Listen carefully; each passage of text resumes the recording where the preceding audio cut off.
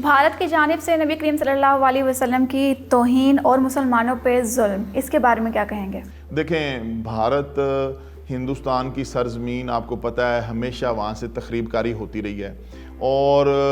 جب یہ پاکستان بننے سے پہلے متحدہ ہندوستان تھا، اس وقت کے بھی لوگ جو ہمارے باپ دادا تھے وہ ہندو کو ہندو بنیا کہتے تھے، یعنی کہ ہندو کو ہمیشہ مکار، چلاک اور تخریب کار کے طور پر دنیا میں دیکھا گیا ہے۔ آپ دیکھیں کہ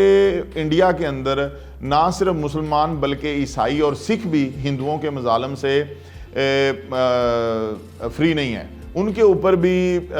ہندو جو ہیں وہ ظلم کر رہے ہیں، مسلمانوں کے اوپر بھی وہ ظلم کر رہے ہیں۔ اور آپ کو پتہ ہے کہ ہمارے لیے ہمارے نبی کریم صلی اللہ علیہ وسلم، ان کی ذات اقدس پر ہماری جان قربان اور ہمارے خون کا آخری قطرہ تک قربان، ہماری اولاد، نسل، جائیداد، کاروبار، ہمارا وقار، ہر چیز اپنے نبی کی ذات پر قربان ہے۔ لیکن یہ ہندوستان ہمیشہ سے یہ گستاخی کا مرتکب ہوتا آیا ہے، اور ابھی ایک بار پھر انہوں نے یہ معاملہ کیا ہے۔ لیکن اس کے اوپر بدقسمتی کی بات یہ ہے کہ ہمارے یہ جو غلام حکمران ہیں، جو زار خرید حکمران ہمارے اوپر مسلط کیے گئے ہیں، ان چوروں اور غلاموں کو یہ توفیق نہیں ہوئی کہ انڈیا کے ساتھ سفارتی تعلقات کا بائیکاٹ کر دیا جائے، ان غلاموں کو توفیق نہیں ہوئی کہ یہ جا کے پروٹیسٹ کریں، ان غلاموں کو توفیق نہیں ہوئی کہ یہ اقوام متحدہ میں جا کے کیس لڑیں۔ ابھی آپ کو پتہ ہے کہ عمران خان کی کتنی بڑی ایفرٹ تھی کہ انہوں نے پوری دنیا کے اندر اسلاموفوبیا کے خلاف اقوام متحدہ میں، یونائٹڈ نیشنز میں یہ قانون سازی کروا دی کہ کوئی بھی مذہب کا، کوئی بھی ملک کا باشندہ ہمارے دین اسلام کی یا ہمارے نبی کریم صلی اللہ علیہ وسلم کی شان میں گستاخی نہیں کر سکتا۔